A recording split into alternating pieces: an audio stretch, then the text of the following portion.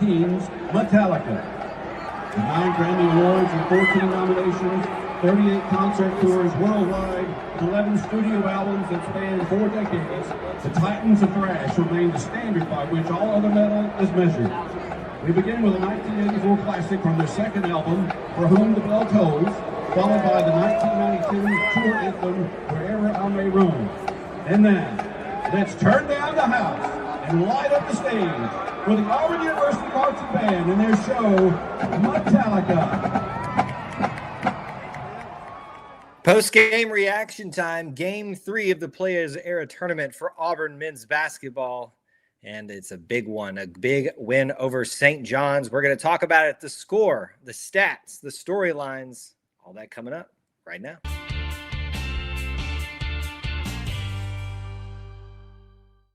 War Eagle, everybody. Welcome back to another edition of E2C Network Live, where we get together, we sit down, and we discuss, share the Auburn experience, all about Auburn sports, Auburn culture, Auburn family stuff. An easier way to say it, though, is if it's orange and blue, it is what we do. So thank you so much for joining us and what we're going to be doing on this post-game reaction show for Auburn versus St. John's. They get the win by the score of 85-74, a big bounce back after last night's debacle. We're going to talk about it, break it down for you in initial reactions, thoughts, opinions about this big win for the Auburn Tigers, a reestablishing, I think, of sorts. But first, we want to start off by welcoming you to the show and also by thanking and acknowledging our sponsor for this particular broadcast, as we've had to do quite often. One of our sponsors for Auburn family night that we do on Wednesday nights. Basketball's been kind of, I'd say, getting in the way, but we're having a lot of fun with it. So once again, we're proud to partner with BarnerSupply.com to support this particular broadcast of the post-game reaction shows for Auburn men's basketball. And we would hope that you would go out and support them as well. We'll be sharing links for you to go visit with them. Make sure that you go and shop with them this holiday season. They're a great Auburn company and a great Auburn people as well. And I hope that you'll support us by supporting them as an affiliate of theirs for this particular era that we've been in with them in this sponsorship. So proud to partner with BarnerSupply.com. We want you to also come on into the chat. Let us know that you're here. Tell us where you're watching from. So many of you are already doing that. Happy early Thanksgiving to all of you that are out there. A lot of people are in town for reasons else outside of basketball. We're going to keep the focus there, but certain people that are living in other locations are joining us in different locations this week, which is cool to see. Anyway, let's get into it, talk about it. The score again, 85-74. We're going to walk through the individual stats, the team stats, the individual storylines, the team storylines amongst all of that, and try to also get to the big three of the stats. How did they do? All of the typical stuff we're going to get into here on this show with you today. Now, let's start right here with just some initial opening thoughts. I think this is a great just way to simply say it from Fielder's Choice. Bounce back, a great bounce back win. Now, there was a lot of emotions and a lot of overreactions about last night. It was disappointing. Auburn got beat by 30 and was pretty much getting beat by 30 the entirety of the game by an outstanding Michigan team. So your choices are to be discouraged by fan, player, whatever, be discouraged by that, or just go to work the next day against another quality opponent. This is the St. John's team that beat Baylor, who's usually a pretty good program as well. So this is a big win, a big bounce back win for the Auburn Tigers. Very proud, very glad to see this after what could have been just a letdown of all letdowns, and you just kind of phone it in for the rest of this the consolation game that you get in day 3 of this, but they don't. An absolutely a great way to respond in this game. I want to know y'all's players of the game. For those of you that are watching live, again, as you're watching live, we encourage you to hit the like button, the share button, but I would love to know who your player of the game is. I think there's always a pretty obvious choice out there if there's a leading scorer, but maybe there's someone that you think has the better stat line, has the better impact on this game. Let's hear from you and talk about that a little bit in the chat if you've got to give somebody a shout or a critique or something like that that's constructive. But let's walk through the individual stats. Tahad Pettiford tonight is your leading scorer. Stop me if you've heard that during the Players Era tournament. 27 points, 10 for 19 on the day, 3 for 8 from three-point range, 4 for 4 from the free throw line, 4 rebounds, 2 assists, 2 personal fouls, 3 turnovers, 37 minutes of play. Absolutely outstanding for him. You know, a few turnovers there, a few personal fouls there, but much better looking field goal percentage for him than it's been previously in this year. You couple that with just 27 points. I think, lots of good plays for him in this game, but that one where he drove down on the left side with the opposite hand, just on the move, banked it off the glass. That's a move right there that shows you that Tahad is finding his comfort again. So that was really encouraging for me to see after some of the frustrations, some of the concerns that fans had about is he in a sophomore slump.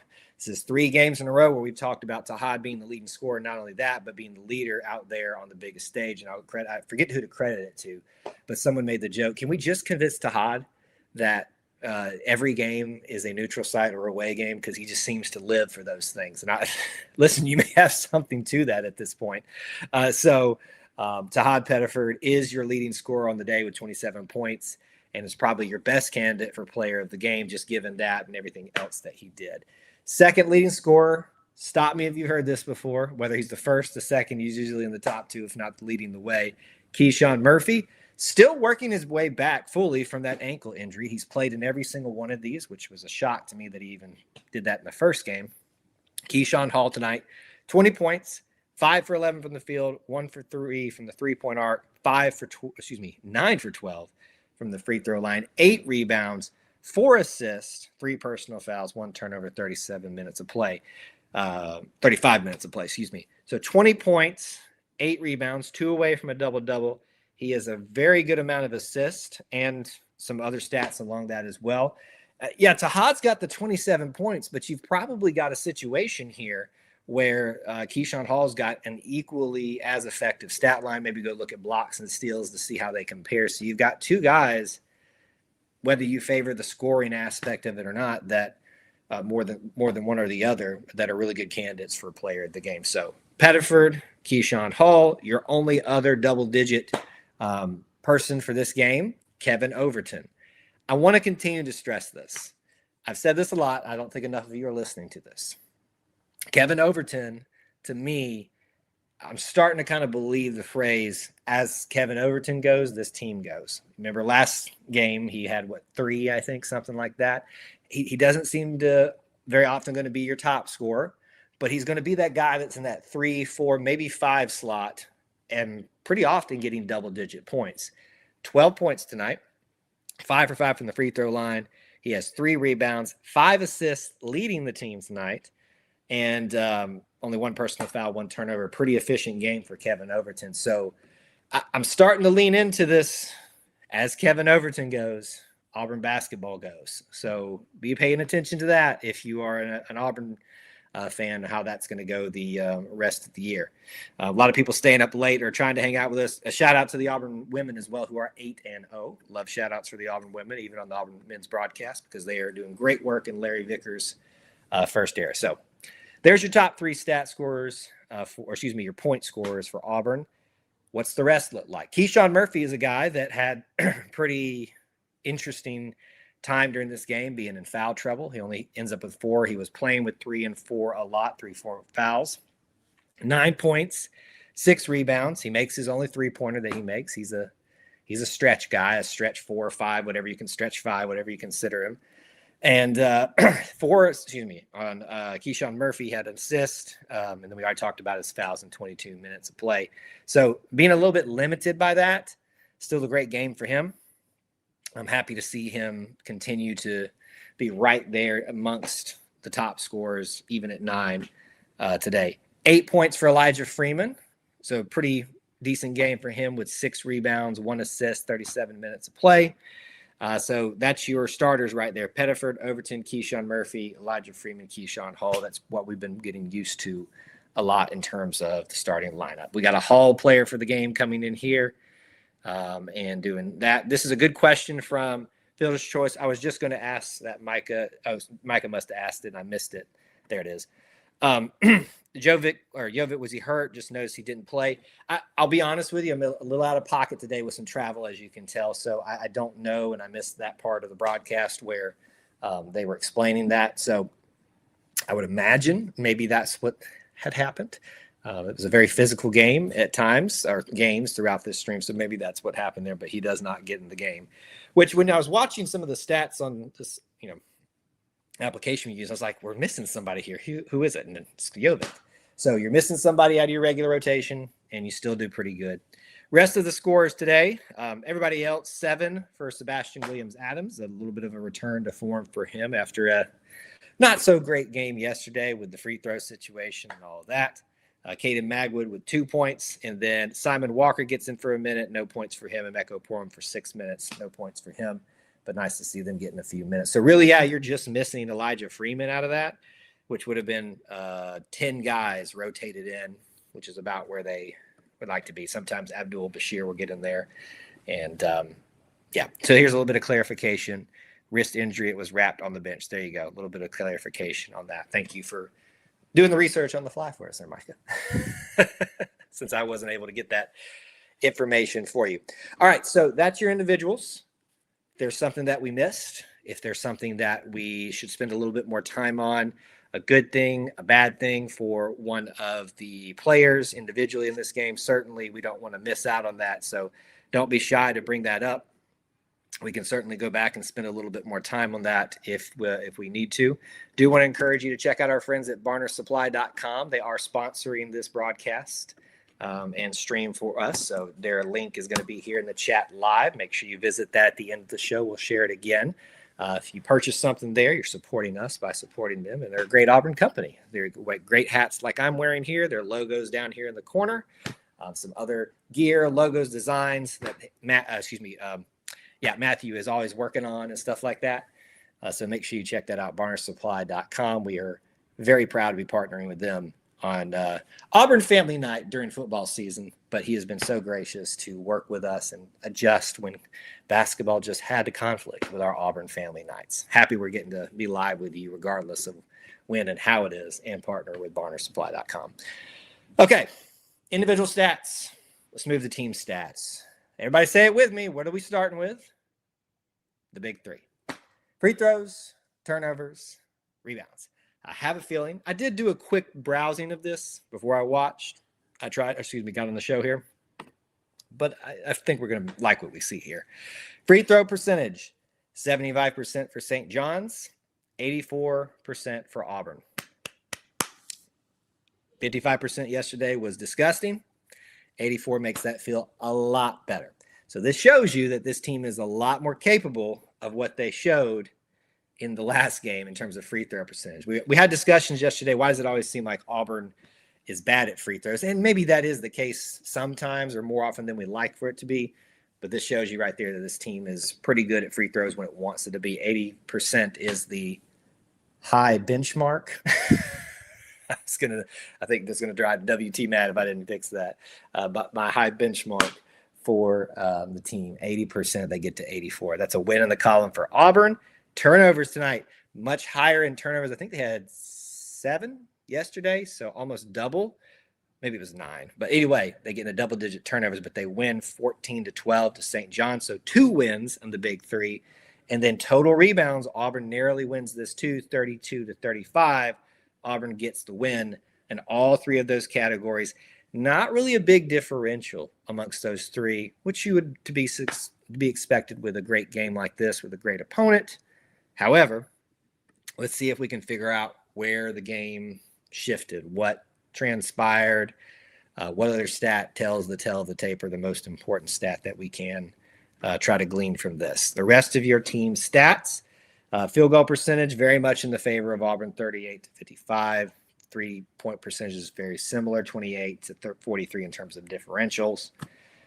Points off of turnovers, 13-20 for Auburn. We're looking at second chance points, 24-13. So really interesting there. You wonder if those second chance points aren't what helped St. John's get back into this game and get I think it was a 9-point lead at one point and give Auburn a little bit of a scare again. That's probably what kept this game from getting a little bit more into Auburn's favor. So that's one win in the column for them. Bench points for St. John's, 21-9. So very good for them. That comes by way of 4 different players for them off the bench, it looks like, with no one having like just a singular outstanding game. So just good performance from the bench for them, whereas compared to Auburn, only 2 guys score for that. Points in the paint, very much in the favor for Auburn, 30-44. 30-44. Fast break points, 5 for 18. Two big differentials back-to-back for Auburn there. Blocks, 2-5 for Auburn. Steals, 5-9 for Auburn. Assists, similar, 13-16. So really, you just take your pick out of the team stats there, which one is the most important that tells the tale of the tape. The field goal percentage and three-point percentage, there's a pretty big enough differential there for that to kind of tell you that. But if you look down here at fast break points and points in the paint, it seemed like that I'll go with points in the paint, 30-44. That's a killer if you can be that effective inside the paint. It means you don't have to rely so much on your three-point shots, which tonight Auburn only takes 14, which is pretty low for them. Maybe they settled in quite nicely and didn't feel like they had to do that. So that is your team stats, the big three, all of that. I'm settling in on that the points in the paint as the most important stat for the game. If there's one that we've forgotten, one that's more important for you, one that tells more of the tale of the tape, post that in there and we'll talk about it a little bit more. Surely there's things that we have forgotten about. I know that you guys, your minds are shifting mainly towards Turkey Day and all that and the Iron Bowl now that this is done, but been a pretty fun week. We'll do a little bit of round out talk about it here in just a second. But if you've left anything undone, be sure to tell us about it. Now, let me give you a couple reminders here in this part of the show before we round everything out. We have a lot of content ready to go for you the rest of the week outside of tomorrow and Friday, really. Saturday's the big day, the Iron Bowl. We'll be doing a lot of stuff from campus, post-game stream, Tiger Walk live stream, who knows what else. So I did pass through Auburn today, and there's a lot of stuff happening on campus. So I think y'all better get geared up for what's going to be a great day. I will officially be at the game. I was always going to be on campus, but I have a ticket in possession. We are ready to roll from the stadium. It's going to be awesome. Absolutely awesome. And I hope you guys are excited about that. So that's what you got to look forward to the rest of the week. One last time, I want to remind you of our friends at barnsupply.com. Check out some of their gear. I'm wearing one of their hats today. It's just one of their design, one of their hats. Big fan of the trucker hat. Visit them with the link that we're posting here in the chat for you. They'll be on the description, other things as well. Supporting them during this holiday season keeps another great Auburn company up and running, them getting creative, making more designs for you, more than just hats, more than just other pieces of apparel, koozies, things like that, merch galore. Make sure you support barnsupply.com, who's been a proud sponsor of Auburn Family Nights and has stepped up to help us in this way, for this particular broadcast this evening, but a couple other Auburn basketball broadcasts this week. Now, a couple other things here to round out our time. Come back to maybe a few things that were brought up here. Micah said, I think it was Hall, although only had 5 free throws, he was perfect in his 5. This isn't a shocker because Keyshawn Hall's been doing this all game. In fact, I think all season.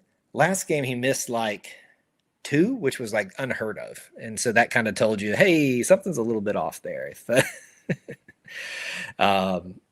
that's happening. But he is one of the best out there. WT said it was good to see AU follow any of their runs with runs of their own. This feels a little bit weird, but they did certainly. There were a great response all the way around by Auburn in this particular game. I was proud to see it. Response, just having the energy, not give it up.